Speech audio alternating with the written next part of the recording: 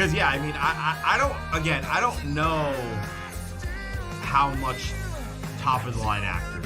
I know they make millions. So I remember, but I don't know. Adding to that conversation, I forget what it was. It was some sequel. Mm-hmm. Amy Poehler, I think, who was like the star of it, is getting like $5 million to come back to whatever the movie was. Yeah. And Bill Hader, who is at this point just as big a star as her, or possibly bigger, they offered him like $100,000 for him to come back to his role, and he was like, "Fuck no." Yeah. Like, so it's like they definitely choose like who they think is like the bigger name for the specific part. But you think about everybody you just listed, right? Yeah. And in order, and all of those people are still doing so much. Someone like Jackie Chan, like Angelina Jolie, I assume someone like that isn't going to roll out of bed for less than 5 or 10 million. Yeah, that's what I was thinking. It's and even if they were, they have so many side projects. Yeah. It's probably like you got to make it worth it. And Seth Rogen's like.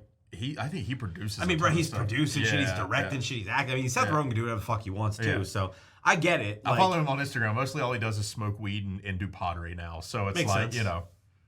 Yeah, I want to reach my pottery. I have no overall though. Like I've been trying to think of it, and I don't know if it's because of the negativity from it. Maybe all of the negativity came because of the Furious 5 not being there. But like, I don't think so. I can't think of any.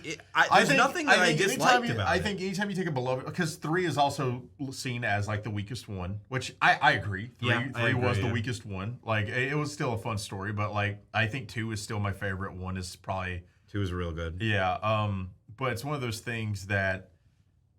I think anytime you add that number, like look at Toy Story 4, like people just lose. We're like it's still good. Like is it the third or the first one in our eyes? No, not really. But like I think that's most of them. You know what I think it might be is what I think it was what Eric said at the very beginning, or maybe it was you, that like it's all seen as like a cash grab, but like that's what the original movie was.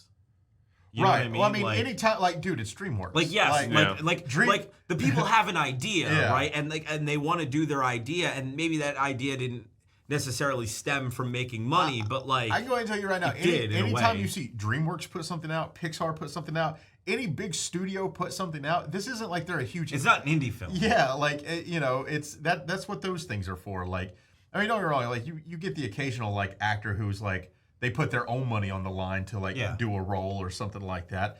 But these movies are purposefully made to reach as broad an audience as possible, from things like old people to 2-year-olds. I mean, things like this, and to sell toys and shit like that. Like and things like this, I feel like also give them that extra money where you can take L's on other things, right? Yeah. Like, we've openly talked about it, right? Like on some of our edited videos, depending on the movie. I mean, hell, maybe even this one, maybe not, because I feel like Kung Fu Panda does well for us. But like, we lose hundreds of dollars on videos sometimes.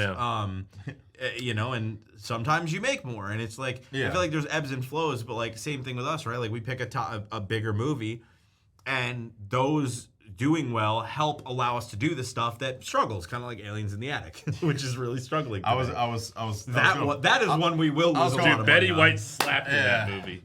Y'all are just missing the boom factor from that thing. And you know what? Call it whatever you want, but a lot of y'all demanded us to watch it, and I'm happy you did. I'm honestly kind of bummed we waited as long as we did. Oh, for this? No. I feel like I had fun with this. I feel like the internet negativity, like in the beginning, especially when it released, I feel like it made us feel not urgent. I think one thing that has actually stuck with me, and like this very much pins like when we like recorded this, but like there was a comment on our Knuckles video where somebody was like, it was really nice coming here and watching your video after all the discourse on Twitter, which just goes to show that like once you get in like this weird circle jerk of people saying the exact same thing, like no one is introducing an idea of being like, hey guys, like maybe it's actually okay. Is it as good as some of the other ones? No. Are they just trying to piece together to make money? Well, duh. Like.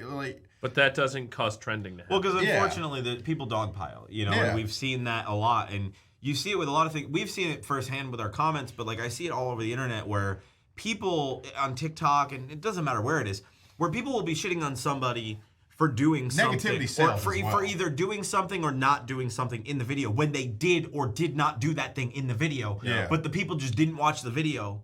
They didn't watch enough of it. They commented before doing it because they just saw some people being negative and kind of jumped on the bandwagon. We get those comments plenty where it's like, oh, I can't believe y'all did this. And it's like, we did. We had a whole conversation about it. You know what I mean? Or how did they not notice X when we had a 10-minute long discussion on it? You know? And that happens a lot with stuff. But I had blast. I thought this was good. it.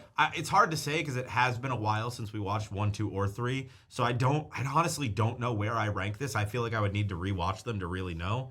But at least coming off of this, I feel like I'm coming off of this higher than I did on 3. No, I like this. I think this is I higher enjoyed than this 3 for me. infinitely more. I enjoy this way more than 3. I'm trying to remember. Like I said, two is my favorite. 1 and 2 have stuck I with me thought a lot. But Lord 3. Shin is probably still. I mean, but I did like the Papa Panda stuff. So like, I don't know. Like, less violence now. I feel like more violence later. Kung Fu Panda Yeah, 5, that was great. Yeah.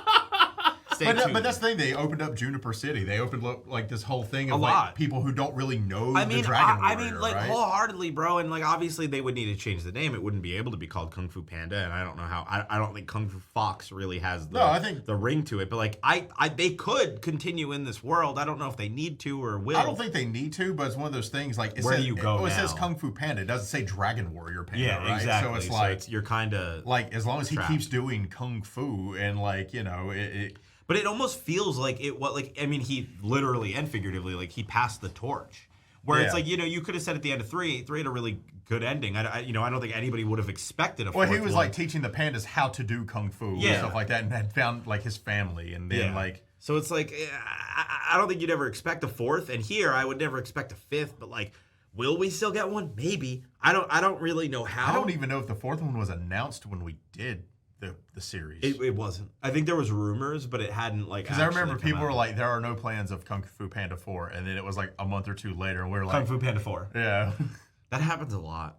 Watch, we're gonna react to this, and then Kung Fu Panda 5. I mean, we started Danny Phantom, and now they're doing like supposedly here, like I mean, let's talking see. about like a live action. I'm curious. Danny Phantom. How was this a box office success? Oh, I think that's it what was. it comes No, it was. down to. There's right? no way it wasn't. Kung Fu Panda 5. Let's see. So, as of April 28th, 2024, Kung Fu Panda 4 has grossed $185 million in the United States and Canada and $318.5 million in other territories for a worldwide total of $500 million. So then the real question is, Kung Fu Panda 4 cost? Probably like 200 million.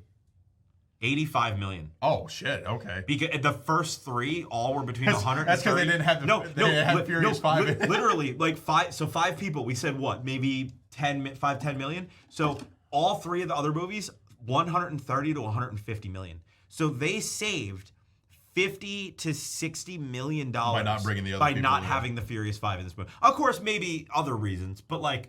Visually, 10 it looked million the each? same. Like, it's not like the Megamind, where Megamind 2, like, visually, it looks like a downgrade from the first one, right? It's not like that. Well, I mean, that was like a straight to a streaming service video. So, like, this one they did. I don't even think like, Will Ferrell's in that one either.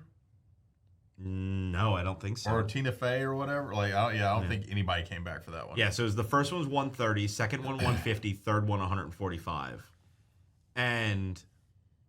like, I don't know, man. I mean, that, to me, I think they did a good job. GG. I enjoyed it. And they made $400 million in profit.